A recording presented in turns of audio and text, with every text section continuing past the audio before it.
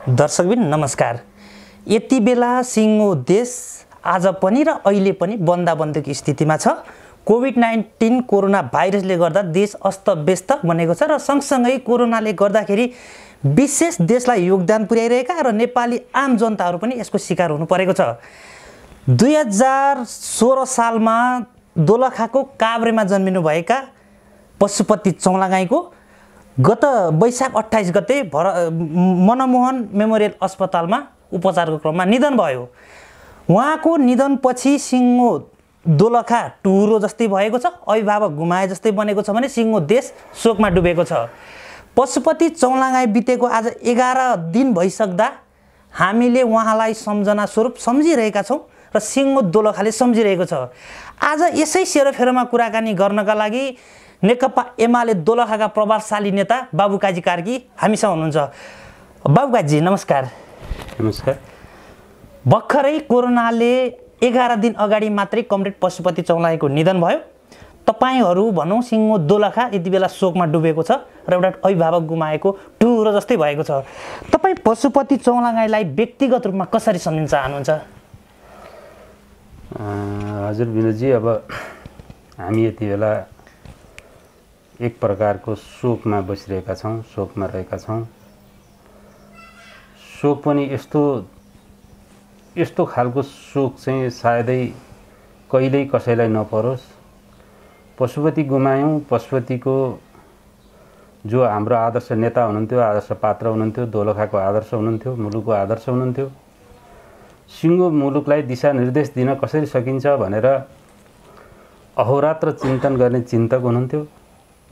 उहाँ बिरामी हुँदा हस्पिटलमा गएर हेर्न सक्ने परिस्थिति बनेन हाम्रो।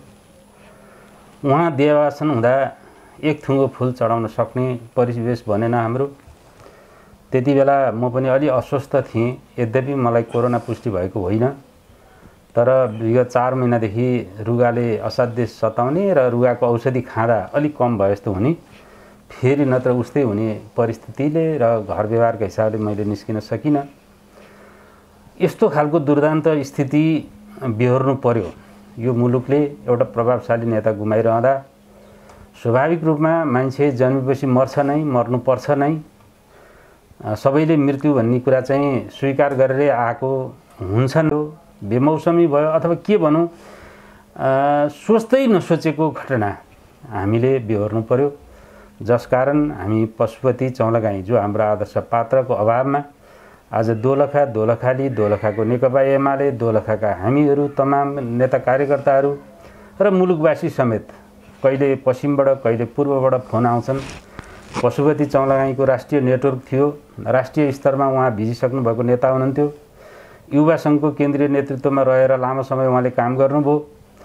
युवा सङ्घको केन्द्रीय नेतृत्वमा रहँदा होस् या पार्टीको उच्च तहको जिम्मेवारीमा पोलिट ब्युरोमा रहेर काम गर्दा होस्, पार्टीले विभिन्न बेला पूर्व पश्चिम उत्तर दक्षिण खटाएका जिल्लाका मान्छेहरूले फोन गरेर सोध्ने गर्छन् के भएको, यस्तो अकल्पनीय कुरा भयो, सहन हामीलाई गाह्रो भयो भनेर भन्नुहुन्छ। तर अब धैर्य धारण गर्नु, सहनुको विकल्प हाम्रा बिचमा रहेन र हामी यसरी नै उहाँलाई सम्झेर शोकको अवस्थामा आज 11औं दिन बिताइरहेका छौँ।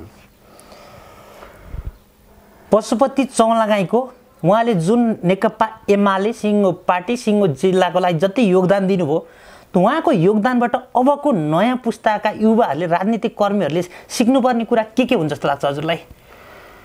अवश्य पनि उहाँ एउटा खुल्ला किताब हो, उहाँलाई पढ्नुपर्छ र उहाँलाई पढेर मात्रै पुग्दैन, बुझ्नुपर्छ र त्यो बुझाइलाई ग्रहण गर्नुपर्छ युवाहरूले भन्ने लाग्छ मलाई।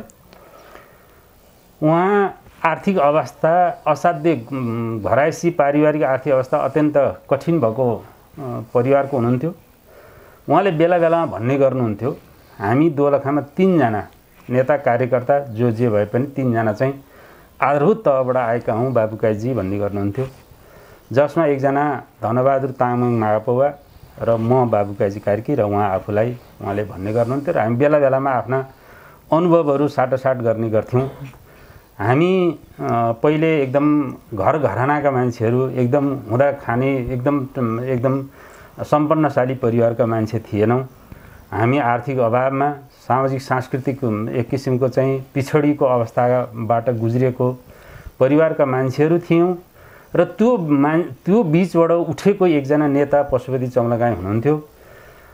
त्यस्तो परिवारको मान्छे पशुपति चौलागाई जसले खाइरहेको जागिर छोडेर परिवारका कुरा भन्दा पनि यो देशको कुरा महत्त्वपूर्ण छ, मेरा आमाहरू धेरै छन्, मेरा बाहरू धेरै छन्, मैले यो नेपाली समाजको लागि केही गर्नुपर्छ भनेर आफ्नो जीवन समर्पण उहाँले गर्नु भएको कुरा चाहिँ अविस्मरणीय छ।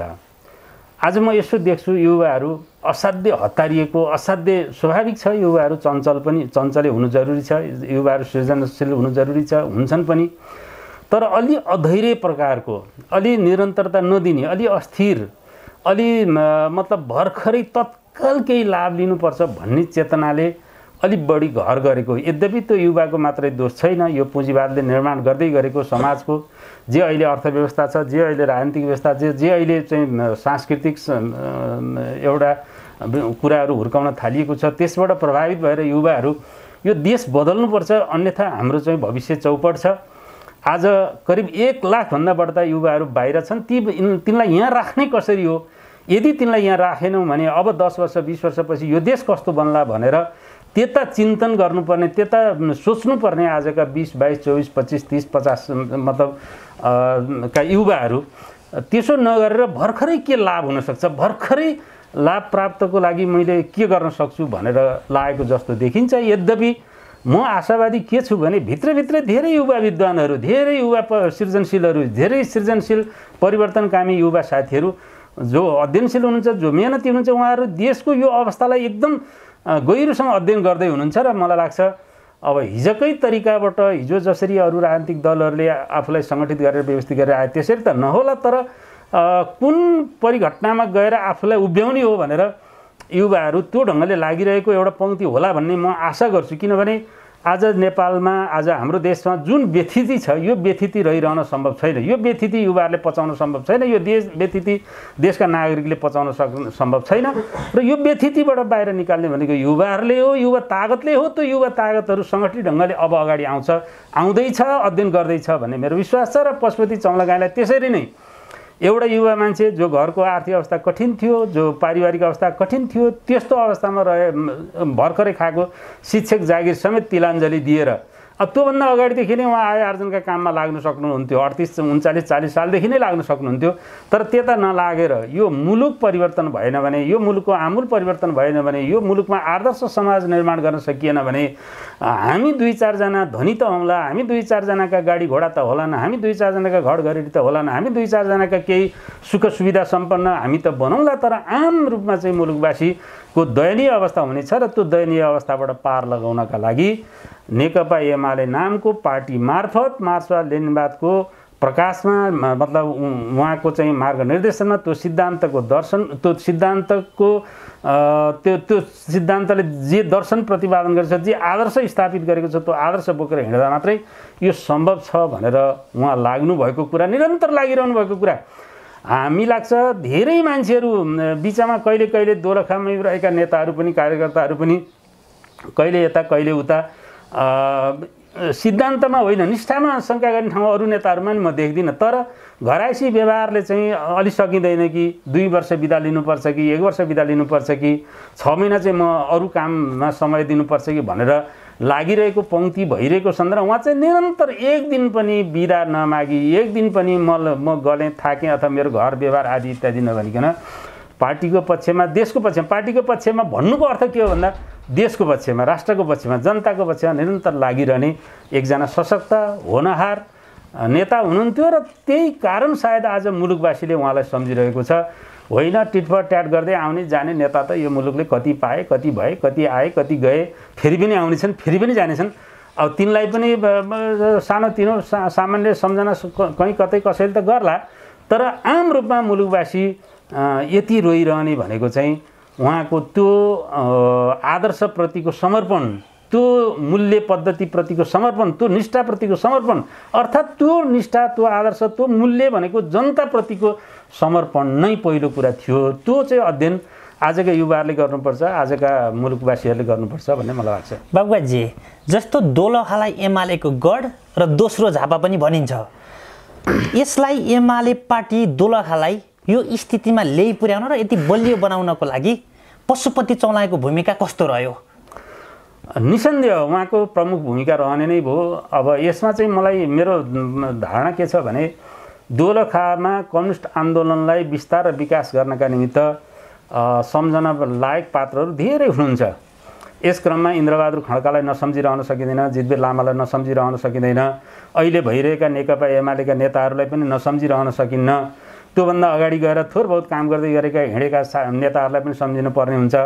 कृष्णप्रसाद दाहाल मलाई लाग्छ दोलखा जिल्लामा सबैभन्दा बढ्ता पञ्चायतले यातना दिएको मान्छे कोही छ भने जिरीको सुरेश श्रेष्ठ, अनि काभ्रेको कृष्णप्रसाद दाहाल, अनि काभ्रेको पशुपति चौलागाई हो।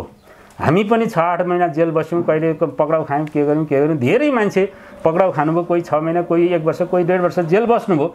तर त्यो प्रकारको यातना चाहिँ हामीले भोगेनौँ, हामीले पाएनौँ।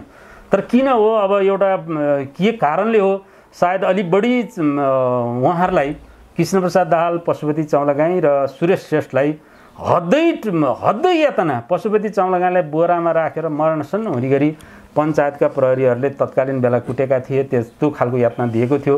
सुरेश भाइ लगभग आज एक किसिमको गुमनाम जस्तो हुनुहुन्छ, यद्यपि कम्युनिस्ट आन्दोलनभित्रै हुनुहुन्छ। सोझा सिधा मान्छेहरूलाई अहिले अब एक किसिमको यो हिजो त्यो जमाना थियो, हिजो त्यो आदर्शले ती मान्छेलाई डोर्याएको थियो। आज चाहिँ अब त्यो एक किसिमको स्खलन हुँदै गएको छ। यो स्खलन हुँदै गएको प्रति हाम्रो आपत्ति छ, हाम्रो टिप्पणी छ, हाम्रो गुनासो छ, हाम्रो आलोचना छ। र यो आलोचनामा स्वयं पशुपति कमरेड पनि आलोचना गर्नुहुन्थ्यो। यो हामी कुन आदर्श बोकेर आएका थियौँ, हामीले कुन संस्कृति निर्माण गर्दै थियौँ, हामी कुन अर्थ मतलब राजनीति निर्माण गर्न खोज्दै थियौँ, तर आज कहाँ जाँदैछ भनेर स्वयं पशुपति कमरेड पनि चिन्तित हुनुहुन्थ्यो। म यति बेला सम्झन्छु कृष्णप्रसाद दाहाल बाहिर विदेशतिर हुनुहुन्छ, सुरेश श्रेष्ठ गुमनाम जस्तै भएर एउटा सानो क्षेत्रमा पार्टीको काम गरेर बस्नु भएको छ। पशुपति चौलागाई जो एउटा शीर्ष तहमा पुगेर आज हाम्रो अगाडि हुनुहुन्न। अब उहाँहरू लगायत धेरै नेता कार्यकर्ताको योगदान छ र त्यो योगदानलाई सूत्रबद्ध गर्ने क्रममा, त्यो योगदानलाई व्यवस्थित गर्ने क्रममा, त्यो योगदानलाई तल जनताको तहमा लैजाने क्रममा स्वाभाविक रूपमा नेताको हिसाबले, नेतृत्वको हिसाबले, पार्टीको पहिलो सचिवको हिसाबले, पार्टीको त्यहाँको नेताको हिसाबले, पार्टीको अगुवाको हिसाबले पशुपति चौलागाईको पहिलो योगदान त हुने नै भयो।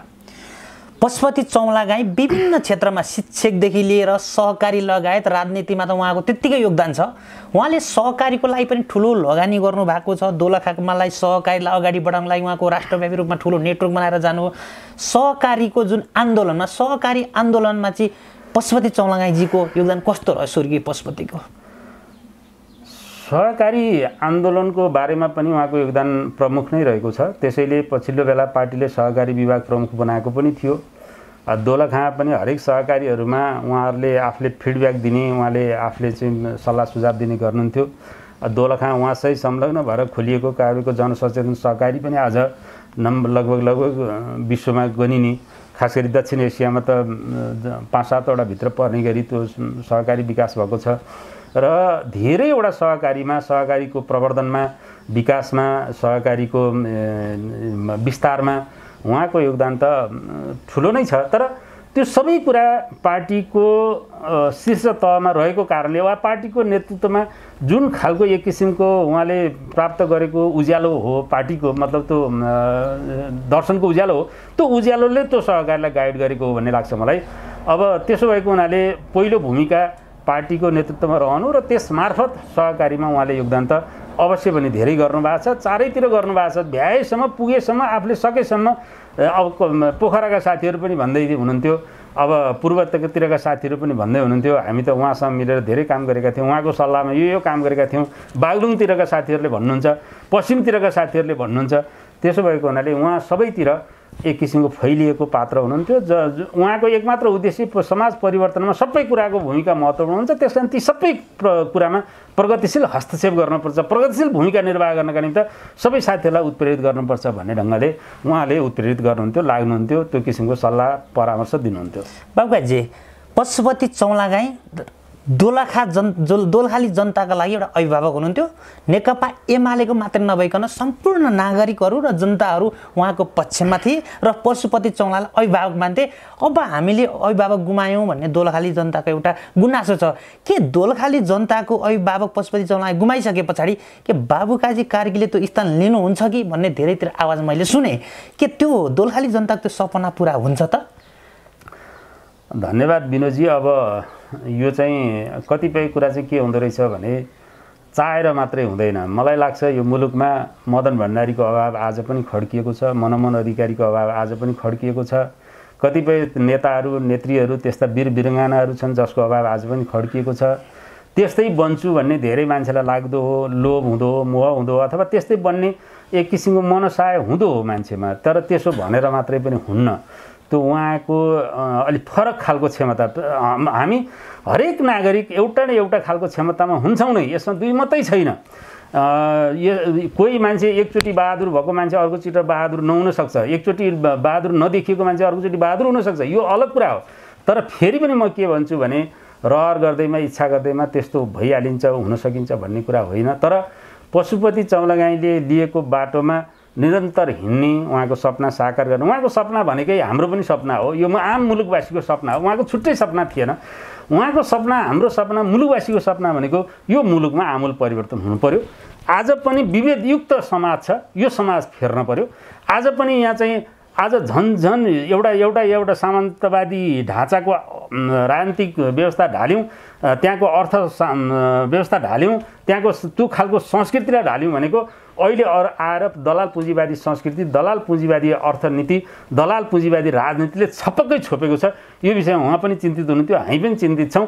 र अब यसलाई कसरी मुकाबिला गर्ने हो, यो दलाल पुँजीवादलाई, दलाल नोकरसाही पुँजीवादलाई कसरी परास्त गर्ने हो, यसलाई कहाँ कहाँ प्रहार गर्दाखेरि यो कमजोर हुन्छ र जनता शक्तिशाली हुन्छन् भन्ने कुरामा त हामी अहोरात्र लाग्छौँ। यसरी लाग्नु नै पशुपति चौलागाईको सपना साकार पार्नु। बाबुकाजी, पशुपति चौलागाईमा एउटा छुट्टै खालको क्षमता र प्रतिभा थियो भन्ने अहिले सर्वत्र कुराहरू भइरहेका छन्। उहाँ जति प्रतिभावान हुँदा हुँदै पनि पार्टीले उहाँलाई कुनै पनि जिम्मेवारी मानौँ, कुनै पनि न बागमती प्रदेशको मन्त्रालयमा होस् या केन्द्रीय सरकारको मन्त्रालयमा कतै पनि ठाउँ नदिएको हो कि त्यसमा कुनै रिसिभी राख्यो कि भन्ने एउटा खालको तर्क अहिले बजारमा आइरहेका छन्। के पशुपति चौलागाई मन्त्री हुने क्षमताका मान्छे हुन् या त्यो अहिले उहाँको मृत्युपछि फैलाएको एउटा भ्रम मात्रै हो? विनुजी, अब यसलाई चाहिँ अलिक फरक ढङ्गले बुझ्नुपर्छ र उहाँको बुझाइ छ भन्ने मलाई लाग्छ। मलाई के लाग्छ भने कम्युनिस्ट आन्दोलनमा आफूलाई समाहित गरेर लागिरहँदा उहाँ हामी सबै भोलि अमुक पद प्राप्त हुन्छ, सुख सुविधा प्राप्त हुन्छ र त्यो चाहिँ प्रचुर मात्रामा भोग्न पाइन्छ भन्ने तीव्र लालसाले लागेका थिएनौँ। उहाँ लागेको पनि होइन र हामी लागेका पनि छैनौँ। र त्यो भावना यद्यपि उहाँसँग अहिले पनि छ र हामीसँग पनि छ। हामीलाई भर्खरै यो अमुक पदको अमुक सुविधाको लोभ लालच छैन। यो मुलुक परिवर्तन भइदियो हुन्थ्यो, परिवर्तन गर्न सके हुन्थ्यो, मुलुकका नेपाली जनताले सुख सुविधा प्राप्त गर्न सके हुन्थ्यो, आममा सबैले सुख सुविधा प्राप्त गर्न सके हुन्थ्यो, विभेदयुक्त यो समाज चाहिँ फेर्न पाए हुन्थ्यो भन्ने अभिलाषा नै पहिलो अभिलाषा हामी सबैको थियो, उहाँको पनि थियो। अब क्षमताको कुरा गर्ने हो भने म के भन्छु भने उहाँ औसत नागरिक जस्तै मान्छे हो। उहाँ चाहिँ त्यस्तो के नै हुन्थ्यो भनेर देवत्वकरण गर्न मलाई मन लाग्दैन। यति हो, उहाँ त्यो प्राप्त जिम्मेवारीलाई इमान्दारपूर्वक, कुशलतापूर्वक गहिराइमा गएर घोत लिएर यो मात्रै मेरो जिम्मेवारी हो भनेर त्यसलाई चारै कोणबाट विश्लेषण गरेर लागू गर्न प्रयत्न गर्नुहुन्थ्यो। त्यसले नै उहाँलाई सर्वश्रेष्ठ बनाएको थियो। र त्यसो गर्ने हो भने फेरि अरू पनि मान्छेहरू त्यसै गरी अगाडि जान सक्छन् भन्ने मलाई लाग्छ। र अर्को कुरा, यो देशका मन्त्री प्रधानमन्त्री हुने कुरा त नजरअन्दाज गर्यो नभन्नुहोस् विनोदजी। आजकै जस्तो सरकार सञ्चालन गर्न त म प्रधानमन्त्री भइन सक्छु। आजकै जस्तो प्रदेश सरकार सञ्चालन गर्ने हो भने त म कुनै पनि मन्त्रालय, कुनै पनि मुख्यमन्त्री मै सम्हाल्न सक्छु, कुनै गाह्रै छैन। हामीले खोजेको त 51 सालको सरकार हामीले भोग्यौँ, केपी ओलीको सरकार 72 सालकै पनि भोग्यौँ। हो, त्यहाँ देखिएका थिए प्रतिभाहरू, त्यहाँ देखिएको थियो जनताले लाभ प्राप्त गरेका मतलब रेखाहरू, के भन्छ एक किसिमका चाहिँ त्यो प्रभावहरू हो। त्यो खालको चाहिँ अपेक्षा थियो, त्यो खालको आशा थियो र त्यो खालको आशाका साथ हामी यहाँसम्म आइपुगेका छौँ। र यो आशा मरेको छैन। भोलि हामी यो निर्माण गर्छौँ, आज कता कता गडबडी भइरहेको छ, यो गडबडीले हामीले चिन्तित छौँ, पिरोलिएका छौँ, यो प्रति हाम्रो घोर आपत्ति छ, आलोचना छ, यो प्रति हाम्रो तीव्र रोष छ, क्षोभ प्रकट गरिरहेका छौँ र फेरि हामी भन्दैछौँ अगाडि जानुपर्छ, अगाडि जाने बाटाहरू छन्, जानका निम्ति यी चिजका विरुद्ध खर उत्रिएर जानुपर्छ भन्ने मलाई लाग्छ। त्यसो भएको हुनाले पशुपति चौलागाई मुख्यमन्त्री हुन सक्नुहुन्थ्यो, प्रधानमन्त्री हुन सक्नुहुन्थ्यो, राष्ट्रपति हुन सक्नुहुन्थ्यो, सबै खालको त्यो म त हुन सक्दैन भने पशुपति चौलागाई हुन नसक्ने, चलाउन नसक्ने भन्ने कुरै होइन। रह्यो कुरा के भन्दा पशुपति चौलागाईलाई दिएन, फलानालाई दिएन। म यही सन्दर्भमा मेरो पनि अलिकति स्पष्टीकरण राखौँ। बाबु काजी चाहिँ ज्यादा कुण्ठा व्यक्त गर्छ केही नपाएर। विनोदजी, म तपाईँ मार्फत, तपाईँको मिडिया मार्फत सार्वजनिक गर्न चाहन्छु, मैले थुप्रो कुरा प्राप्त गरेको छु र पशुपति चौलागाईले म बसेर छलफल गरेका छौँ, हामीले धेरै कुरा प्राप्त गरेका छौँ। प्राप्त गर्नु भनेको के चिज हो? के चिजलाई प्राप्ति भन्ने हो? के चिज प्राप्ति भन्ने हो भने आम जनताका बिचमा जनताका सपना साकार पार्नका निम्ति निरन्तर लागिरहने चेतना प्राप्त गर्नु पहिलो कुरा थियो र त्यो चेतनाले हामीले जहाँ उभिएको छ यो गर्व गर्न लागेको छ। त्यसकारण हामी हिजोप्रति गौरव गर्छौँ, अस्तिप्रति गौरव गर्छौँ, विगत जे गऱ्यौँ हामीले गौरव गर्दै आएका छौँ र गौरव गर्न लायक काम गरेका छौँ। त्यसो भएको हुनाले भूमिका कहिलेकाहीँ मन्त्रीको, कहिलेकाहीँ प्रधानमन्त्रीको वा भूमिका कहिलेकाहीँ अरू चिजको प्राप्त भयो नै होइन। त्यो चिजका लागि हामी एकदम त्यो आफ्नै विलक्षण प्रतिभाले त्यो सञ्चालन गर्न सकिन्छ होइन कि पार्टीको गाइडलाइनले, पार्टीको सल्लाहले, पार्टीको छलफलले हामी सामूहिक नेतृत्वमा विश्वास गर्छौँ र हामी के भन्छौँ भने हरेक समस्याहरू वा हरेक समाधानहरू सामूहिक रूपमा सम्भव छ। हरेक समस्या आउँछन्, सामूहिक रूपमा पार्टीमा बसेर छलफल गरेपछि समाधानका उपायहरू निस्किन्छन् अनि सामूहिक रूपमा समाधानमा लागेपछि त्यो चिज यति मिठो सफल हुनेछ कि त्यो दुई मात्रै छैन। त्यसकारण त्यो ल्याकत, त्यो क्षमता हामीसँग छ। त्यही ल्याकत, त्यो क्षमता भएकै हुनाले कहीँ बेदाग पशुपति चौलागाईले युवा सङ्घको केन्द्रीय नेतृत्व चलाउनु भयो, निरन्तर चलाउनु भयो। मै पनि सानो ठाउँ होला दोलखा दुईचोटि युवा सङ्घको अध्यक्ष भएँ, अनुराज सेवीको भएँ, सुर्खेतमा गएर अनुराज सेवीको अध्यक्ष भएँ, त्यहाँको पार्टीको नगर कमिटीको सचिव भएँ। त्यो चाहिँ सञ्चालन गर्न सक्ने, अरू चाहिँ नसक्ने भन्ने हुन सक्दैन, अरू काफी सकिन्छ। तर कुरा के हो भने के चाहिँ हामी सक्दैनौँ भने पशुपति चौलागाई पनि के चाहिँ सक्नुहुन्न भने म पनि के चाहिँ सक्दैनौँ भने हामी त्यो चाहिँ के चाहिँ सल्लाह दिँदैनौँ पनि भने आजको पुँजीवादी राजनीतिले माग गरिरहेको राज्य लुट्ने, पैसा जम्मा गर्ने, गुन्डा तयार गर्ने, जाँड भए पनि खुवाउने, भाङ भए पनि खुवाउने, धतुरो भए पनि खुवाउने अनि मान्छेलाई लट्ठ पारेर मत लिने, भोलिपल्टबाट फेरि राज्य लुट्नु सुरु गर्ने, राज्य लुट्ने टन्न बनाउने, फेरि कहिले आउँछ चुनाव अनि फेरि गुन्डा सङ्गठित गर्ने, फेरि अपराधीहरू सङ्गठित गर्ने, फेरि चरी र मनाङ्गे जस्ता खोज्दै हिँड्ने, फेरि रमेश बाहुन जस्ता खोज्दै हिँड्ने अनि तिनीहरूलाई सङ्गठित गरेर अनि जनताका बिचमा त्रास फैलाएर, जनताका बिचमा आतङ्क फैलाएर अनि यदि जनता त्यो आतङ्कबाट पनि डराएनन् भने क्याप्चर गरेर जितेर अनि फेरि राज्य लुट्ने, यो सिस्टमको घोर विरोधी पशुपति चौलागाई हुनुहुन्थ्यो र म पनि छु। र यो जनताको राजनीति होइन, जसले गरिरहेको छ यो राजनीति होइन र यो प्रति उहाँको घृणा थियो। र म अलिकति यसमा प्रश्न के पारौँ भने पशुपति चौलागाई होला मिलाएर दिएको भए, मुख्यमन्त्री दिएको भए हुन्थ्यो होला, मन्त्री दिएको भए हुन्थ्यो होला, मान्य अरू सङ्घीय सांसद उठाएको भए हुन्थ्यो होला। तर जहाँ जहाँ उहाँ पुग्नु भएन त्यहाँ कहीँ कतै मसँग धेरै उहाँको सामिप्यता रह्यो। बस्यौँ अस्ति यो चाहिँ उहाँ हस्पिटल जानुभन्दा मलाई लाग्छ 15-20 दिन अगाडिसम्म उहाँको घरमा बसेर गफ गरेका थियौँ। त्यो बेलासम्मको सामिप्यतामा कहिल्यै पनि उहाँले गुनासो मैले यो पाइनँ, मलाई यो दिएनन्, यो भएन, मैले पनि कहीँ कतै कसैसँग भनेको छैन। फेरि पनि अब यो आजको सिस्टमको जो आज जे फिलहाल चलिरहेको छ त्यो सिस्टमको विरोध गर्दा कुण्ठा अभिव्यक्त गरौँ भनेर भन्ने कुरा चाहिँ यो गलत अध्ययन हो, गलत बुझाइ हो। पशुपतिको बारेमा पनि त्यो नबुझिदिन अनुरोध गर्छु। उहाँमा त्यो कुण्ठा थिएन, उहाँमा थियो भने अहिले पनि यो बिग्रिँदै गएको राजनीति, यो बिग्रिँदै गएको अर्थनीति, यो बिग्रिँदै गएको संस्कृति जे हामीले नेकपा एमाले निर्माण गरेका थियौँ, जे नेकपा एमालेको सङ्गठनले जे आदर्श स्थापित गरेको थियो त्यसमा आउँदै गरेको स्खलनप्रति भने उहाँ चिन्तित हुनुहुन्थ्यो, हामी चिन्तित थियौँ। त्यसैले होला हामीलाई सायद एउटै समूहमा आबद्ध गरेको पनि थियो, गराइरहेको पनि छ। आज पनि हामी सँगसँगै त्यही छौँ। र त्यसो भएको हुनाले यो पाइन वा यो भएन, अब जनताको तहबाट पशुपति चौलागाईले यो दिएको भए हुन्थ्यो भन्नु, शुभेच्छा राख्नु राम्रो कुरा हो। त्यसका लागि उहाँहरू सबै धन्यवादका पात्र हुनुहुन्छ। तर हामीमा व्यक्तिगत जीवनमा यो चिज पाइएन वा भएन भन्ने खालको कुरा तपाईँले यो भनिरहँदा गण्डकी प्रदेशमा अहिले खेलकुद मन्त्री युवा तथा खेलकुद मन्त्री राजीव गुरुङ उर्फ दीपक मनाङ्गे खेलकुद मन्त्री हुनुहुन्छ। तपाईहरूलाई कस्तो अनुभूति हुन्छ एउटा त्यो पृष्ठभूमिबाट आएका मान्छे मन्त्री बनिरहँदा र देश र जनताको लागि सदैव लडिरहने तपाईँहरू चाहिँ यति अनपेक्षित रूपमा यसरी बसिरहनु पर्दाखेरि कस्तो अनुभूति हुन्छ? विनोदजी, यो समाजको विभिन्न ढङ्गले विश्लेषण गर्नुपर्छ। मान्छे चोर त्यसै हुँदैन, गुन्डा त्यसै हुँदैन, डाका त्यस्तै हुँदैन, अपराधी पनि त्यसै हुँदैन।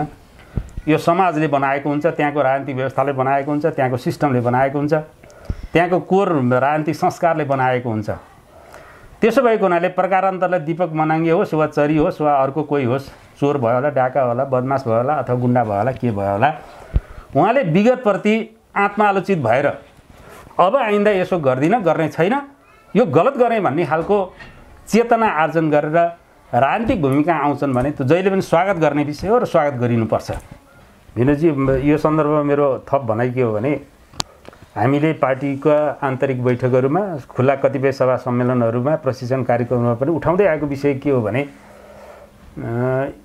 पार्टी जे घोषित आदर्श हो, जे उद्देश्य हो, जे मूल्य मान्यता त्यो बमोजिम चल्नु पर्यो। यसमा स्खलन हुन थाल्यो र यसो गरिनु हुँदैन, यसो गरिँदा बेठिक हुन्छ। त्यसो भएको हुनाले यो जसरी पनि चुनाव जित्ने कुरा यो गलत छ।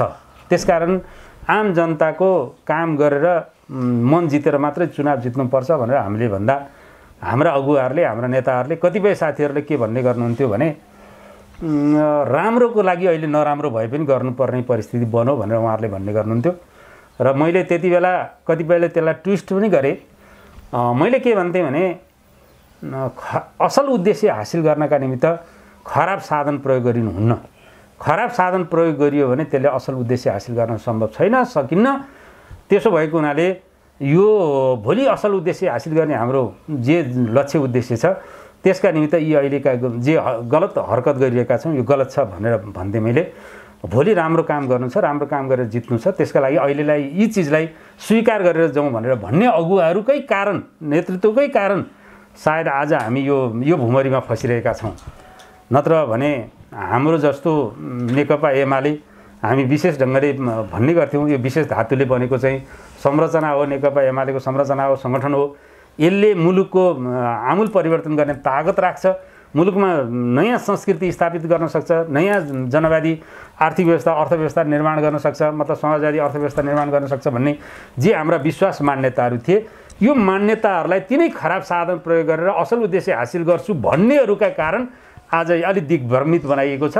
आज अलिकति गोलमाल गडबडी गर्ने काम गराइएको छ भन्ने मेरो बुझाइ छ। र त्यसका विरुद्ध मलाई लाग्छ अबका युवा पिँढीहरू, अबका क्रान्तिकारी शक्तिहरू, अबका प्रगतिशील शक्तिहरू, अबका जनवादी शक्तिहरू, अबका समाजवादी चेतना राख्ने शक्तिहरू मिलेर सङ्गठित ढङ्गले त्यसका विरुद्ध लाग्नुपर्छ र लाग्नेछन् भन्ने मेरो विश्वास छ।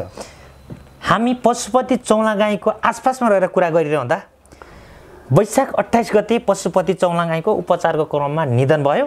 त्यसको भोलिपल्ट उहाँका भाइ स्वर्गीय पशुपति चौलागाईका भाइ हेमन्त चौलागाईले एउटा फेसबुकमा एउटा स्ट्याटस लेख्नुभयो, अस्पतालको लापरवाहीले गर्दाखेरि पशुपति चौलागाईको निधन भयो भनेर आयो र त्यसले एउटा छुट्टै खालको हल्ला पिटियो र छुट्टै खालको माहौल बनायो। बाबुगाजी, जस्तो पशुपति चौलागाईको उपचारमा के अस्पतालले लापरवाही गरेकै हो त? तपाईँहरू यसको छानबिनको प्रक्रियामा जानुहुन्छ कि छानबिनको प्रक्रिया सुरु गर्नुभयो, के छ ठ्याक्कै भनिदिनुहोस्। विनोदजी, अब यसमा मलाई के लाग्छ भने मलाई जब पशुपति चौलागाईको बेलुका 28 गते बेलुका 9:30 बजेतिर उहाँको देहावसान भएको खबर मैले प्राप्त गरेँ, विभिन्न ढङ्गले फोन मार्फत सुनेँ।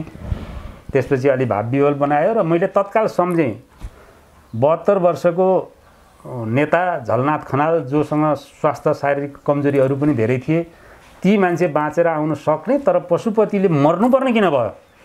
त्यसकारण यहाँनिर चाहिँ अस्पतालको कतै लापरवाही त भएन, अस्पतालको उपचारमा कमजोरी त रहेन भन्ने बेलुका मलाई आशंका लागिरहेकै बेला भोलिपल्ट उहाँले मलाई ज्वरो 102 भयो, मेरो प्रेसर घट्यो, खै के मलाई समस्या आयो भनेर एसएमएस गरेका कुराहरू आए। मैले चाहिँ 28 गते भन्नाले 26 गतेसम्म सायद उहाँसँग मेसेज गरेको थिएँ, उहाँले सुधार होला भनेर। कस्तो छ तपाईँलाई मैले सोधेँ, सुधार होला भनेर मात्रै भन्नुभएको थियो।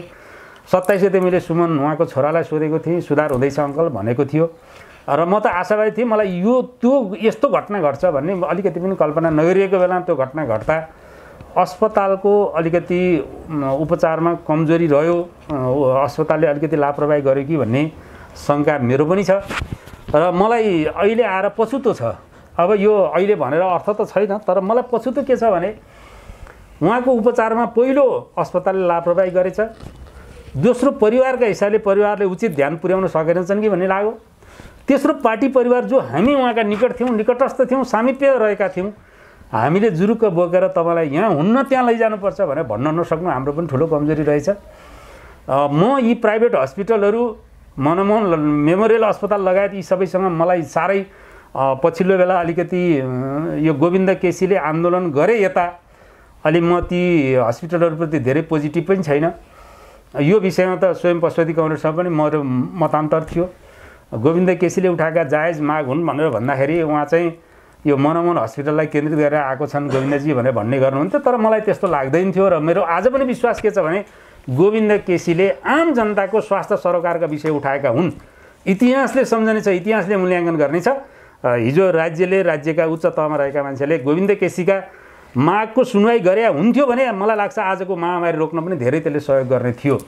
यही सन्दर्भमा मैले त्यो मनमोहन मेमोरियल अस्पताललाई बुझ्ने गर्छु र त्यसो भएको हुनाले त्यहाँको कमजोरी भयो भन्ने लाग्छ। र अब 13औं पुण्यतिथि पर्सि दिन बिताएपछि र परिस्थिति अलि सहज भएपछि अरू त के गर्न सकिन्छ र यो भोलि यस्ता खालका दुखान्त घटनाहरू मनमोहन हस्पिटलबाट नघटोस्। हस्पिटल भनेपछि दुःख परेपछि मान्छे जान्छ, उपचारका लागि पुग्छ।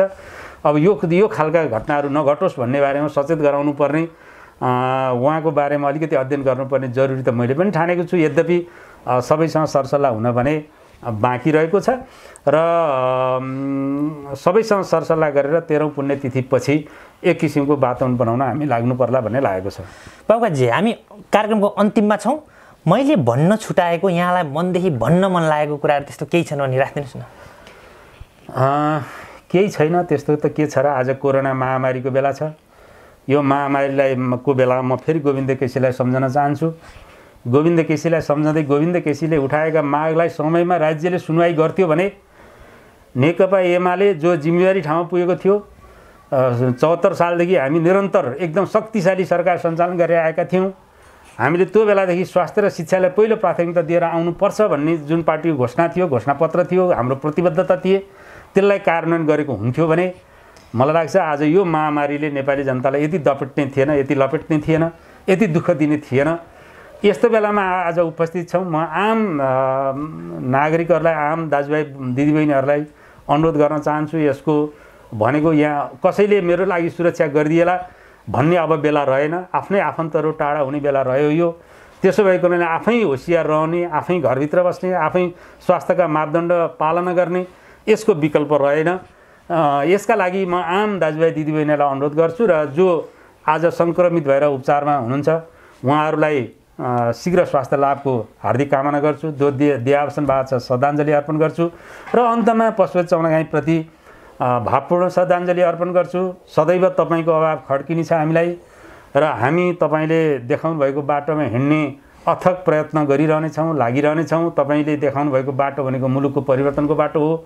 आम जनताको चाहिँ जनजीवनमा, जनजीविकामा परिवर्तन आओस् भन्ने तपाईँको जुन सदिच्छा हो, त्यो सदिच्छा पुरा गर्नका लागि जीवनका हुन्छ भन्ने मेरो बुझाइ छ र म त्यही कुरा अनुरोध गर्छु, आह्वान गर्छु र हुन्छ भन्ने कुरा विश्वास पनि गर्छु। हुन्छ बाबुजी, यो विषम परिस्थितिमा यहाँको महत्त्वपूर्ण समय र महत्त्वपूर्ण भनाइका लागि यहाँलाई धन्यवाद। यहाँको बाँकी राजनैतिक र सामाजिक जीवनको शुभकामना सहित अहिले बिदा हुन चाहन्छु। धन्यवाद विनोदजी।